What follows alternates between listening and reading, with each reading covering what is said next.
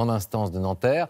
Johnny Hallyday était-il résident français ou américain? C'est la question qui oppose son épouse Laetitia aux enfants du chanteur Laura et David. Bonsoir Clément Le Goff. Les avocats de chaque partie ont avancé leurs arguments. La répartition de l'héritage dépend de tout cela. Oui Laurent, et c'est une question à au moins 35 millions d'euros et encore il s'agit de l'estimation basse de la fortune de Johnny Hallyday en comptant ses différentes propriétés et les droits d'auteur. Alors aujourd'hui, qui doit trancher dans cette affaire d'héritage? Est-ce que c'est la justice française ou la justice américaine? C'était tout l'enjeu de l'audience d'aujourd'hui. Ni Laetitia, ni David et Laura n'étaient présents. On a assisté à une bataille d'avocats. Quels sont les arguments des deux camps? Regardez ce décryptage réalisé avec Sophie Rodier et Philippe Lagone.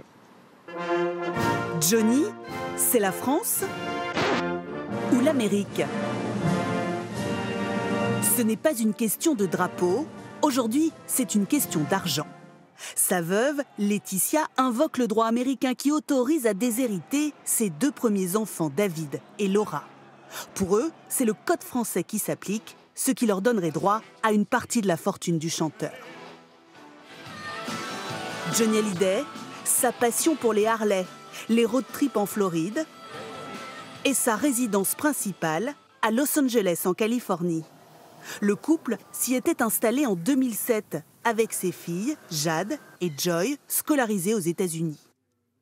Cette présence sur le territoire américain est au cœur de la bataille judiciaire entre les avocats.